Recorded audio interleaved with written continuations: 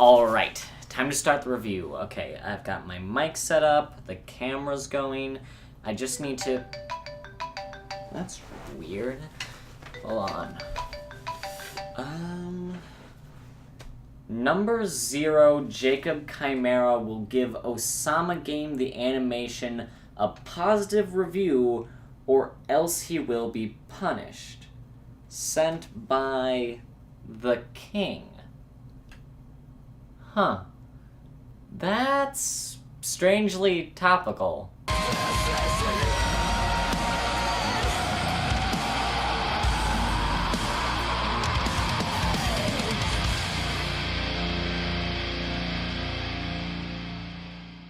Hello, I'm Jacob Chimera, and welcome to the Anime Lookback at Fall 2017. Osama Game the animation was fairly popular and received a good amount of attention. For all the wrong reasons. What was intended as a gritty survival horror anime is being declared by many as the comedy hit of the year because of how unintentionally funny it is. Poorly written characters, an inane premise, cartoonish deaths, and scenes so hammy you could stock a deli with them all give this show a unique flavor, to say the least. The concept of Osama Game is based in part off of its namesake, the King's Game. If you aren't familiar, it's similar to Truth or Dare. Each participant receives a random slip of paper with a number marked on it, while a single slip bears the title of King. Whoever is King gives an order to the other participants, listing the numbers marked on the papers so the King never knows exactly who is receiving the order. In the anime, a high school class receives a text from a mysterious entity known only as the King. The King invites, or rather forces, the class to play a game with it, and a series of orders follows suit.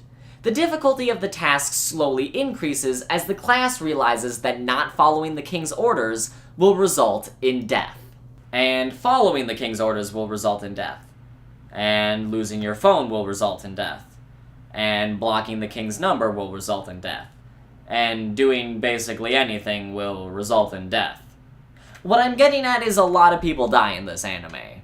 You'll notice I haven't mentioned any specifics about characters or events yet. There is a reason for that. There are two halves to the story. The past, based off the events in the original manga, and the present, which follows the events in the sequel.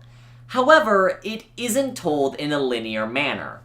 The show's first episode starts the sequel's storyline. The next 5 episodes are mostly dedicated to flashbacks describing the first King's Game, and then the remaining 6 return the focus entirely to the current King's Game.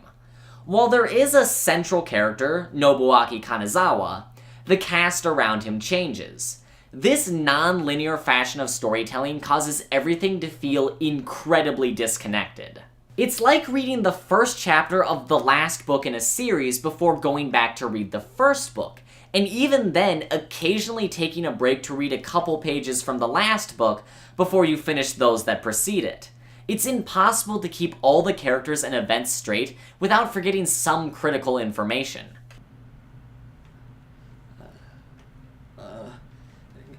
Why did I think this would be a good idea? The show's biggest issue is its incredibly weak characterization. This is the fault of several factors. The first problem is that the cast is ridiculously huge and few of the characters are given a proper introduction. Nobuaki and the main antagonist, Natsuko Honda, are given a decent amount of screen time before the King's Game kicks off, but most characters have a name tag slapped over top them in the first or second episode. Quick note for all you aspiring writers out there. Introducing your characters via footnote is usually considered bad practice. This problem is compounded by the sheer size of the cast. Consider that there are 2 classes that play the King's Game, each with about 30 students. This means even with Nobuaki being in each class, there is a cast size of about 59 characters, all of which are introduced in 2 episodes. This makes it impossible to remember most of the characters or their names. On top of all of that, The characters' personalities are not established well, if at all, before the game begins. This means all we see are characters we know nothing about turning insane at an unnatural rate and attacking each other. We're shown the ugliest side of everyone's personality before anything positive. In short, they're all assholes.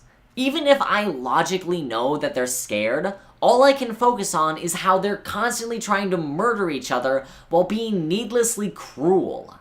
All of this means the audience has no investment in the characters, which is the most critical part of a survival horror story. You want a viewer to be invested in a character. That way, when the character enters a dangerous situation, the viewer experiences a sense of tension. Horror is about shock and terror. Only by empathizing with and fearing for the well-being of a character does a viewer get that sense of fear. This means if a character is boring or downright vile, the audience member will be bored at best or actively rooting for their death at worst. Naturally, the deaths have absolutely no impact. 10 characters die in the last 7 minutes of the first episode alone, and that pretty much sets the awkward pace for the rest of the series. Sudden and pointless deaths, usually on such a scale that the individuals don't matter. Many of the death scenes are more ridiculous than they are upsetting. I mean, look at this scene. This guy keeps trying to do stuff, and bits and pieces of him just keep flying off. They just pop off like he's a figurine or... Oh my god. I'm sorry. This is incredibly unprofessional of me. But, I mean, come on. It's just so stupid looking. Okay. Okay. Moving on. The show does occasionally try to develop a character immediately before killing them off, which is such a contrived, desperate attempt at forcing an emotional response on the audience. It's incredibly easy to predict who's going to die next. If a character is given any form of development or backstory, that means they're gonna die real soon. Daisuke has a good scene with Nobuaki discussing his dream of being a musician. He starts to show some kind of depth. And then he dies 6 minutes later. Now, while these elements do weaken the overall story, I honestly believe that the fundamental concept isn't all that great either. Horror is something that's incredibly hard to do well, and this anime is trying way too hard to be dark and edgy. It's trying to pass its exploitation off as some kind of brilliant commentary on the inherently evil and selfish nature of humanity. The terrible writing combined with so much effort put towards a mature atmosphere actually has the opposite of the desired effect. Needlessly throwing in gore and sex where subtler elements would work better makes the show feel childish. A good horror story knows when to be loud and blunt and when to be quiet and unsettling.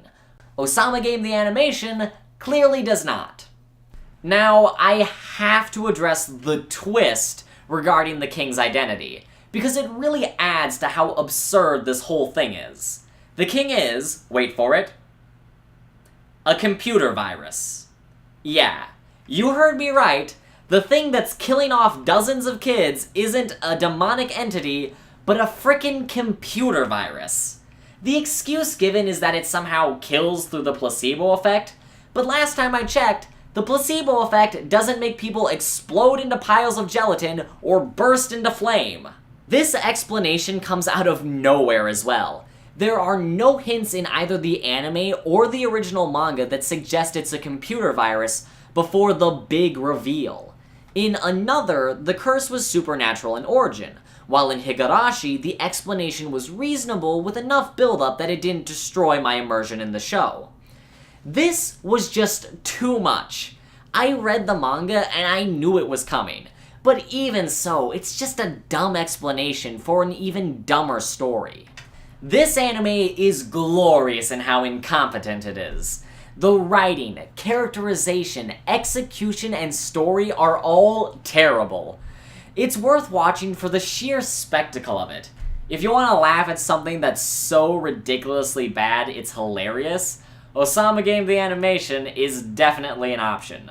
Just don't watch it expecting anything remotely scary or thought-provoking. Well, would you look at that? I just finished a negative review, and I'm not dead. I guess the Osama game really is just a pile of bull. Anyway,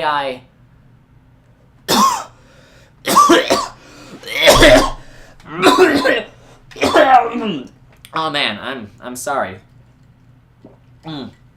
Talking for a long time without a break gives me a really scratchy throat. Oh, what? Did you think I was actually going to die to a computer virus? Yeah, I don't think so.